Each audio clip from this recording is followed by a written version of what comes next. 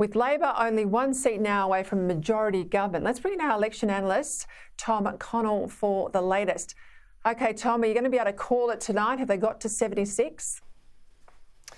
I'm afraid I can't yet. I'm so tempted to, Peter. I'd love it to do it on your program. I'm going to show you why we're achingly close. So remembering where we're at right now, we've got Labor on 75 seats. This is how the House looks with 6 undecided now, so the coalition's ticked up to 55. So where's their best chance right now? They have a decent chance, I'll mention, in Brisbane. I think they will probably just get there in Brisbane, but it's really hard to know how the preference flows work there in a 3-way contest. They're just behind in Gilmore. They could win that as well. I'm not ruling that out. But this is their best chance, the one I think is almost a certainty for them to win, to hold on to, in fact, because it's a seat of Macnamara.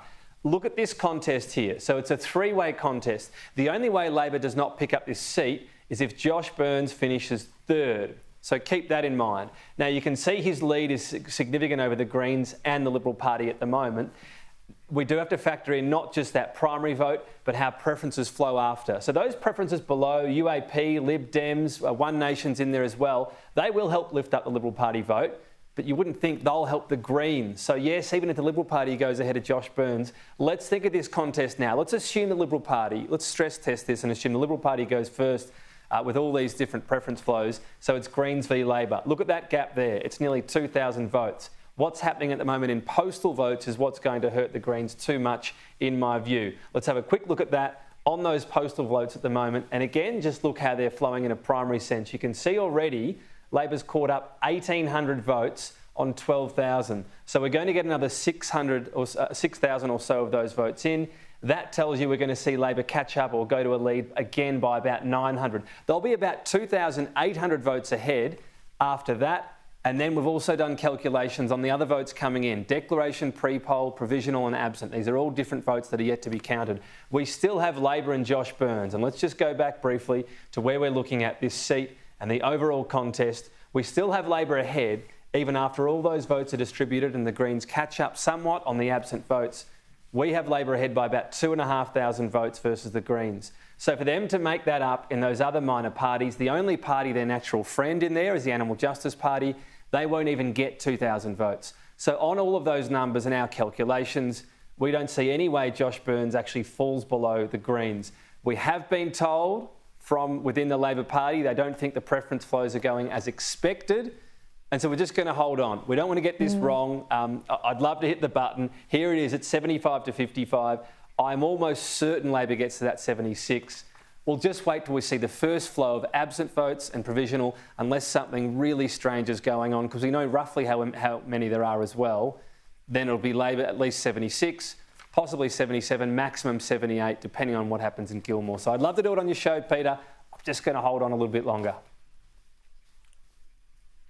It's still tight. You know, traditionally, in every term of federal parliament, there's usually been a by-election. We know by-elections go against the government. If anything happens to a Labor MP in this term, it's likely to get even tighter. Give me a quick run around the Senate. I haven't got a lot of time, but I'm keen to know ACT, South Australia. And what about Pauline Hanson in Queensland? Let's start with Pauline Hanson. Peter, a lot of people were sort of talking about whether or not she loses her spot. I don't think she does on current calculations. Queensland, we're seeing the LNP 2.3 quotas. The bottom number there is the quotas or Senate position, if you like. The problem for legalised cannabis, which is the next spot most likely to take out Pauline Hanson, believe it or not, is the fact that Labor and the Greens are both falling a little bit short of getting a second and a first quota. So Labor and the Greens will get there. The LNP will have 2.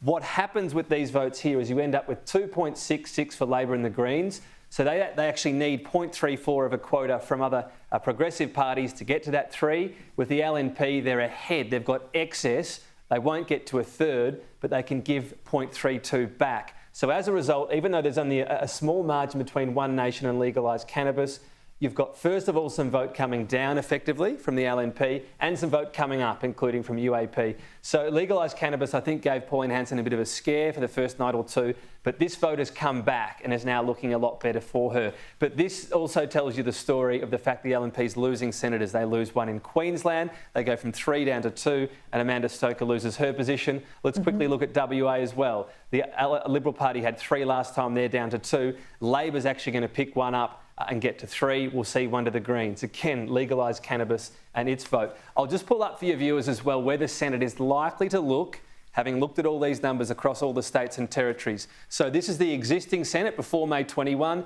36 for the coalition. For Labor's sake there, if we just go back to that graphic briefly, Labor on 26 previously, and they get help from the Greens on 9, but that means they need 4 votes out of the crossbench. That's a really tough equation. Now, if we look at the Senate post June 30, we're going to see Labor 26, Greens with 12, and that means Labor only needs 1 more vote outside of the Greens. David Pocock, 2 Jackie Lambie Network senators will both be relatively easy for them to get if they get the Greens on side. So what's also improved out of this election result, Peter, with the Greens, and I know Labor doesn't always like to be seen as intertwined with them, but that new Senate does mean that Labor doesn't have to hold, 3 or 4 different meetings, and I know you know how difficult that can be. It just needs to get, say, David Pocock on side or the Jackie Lambie Network as well as the Greens. Goodness me. It's going to be a wild ride. Tom Connell, thank you for your time.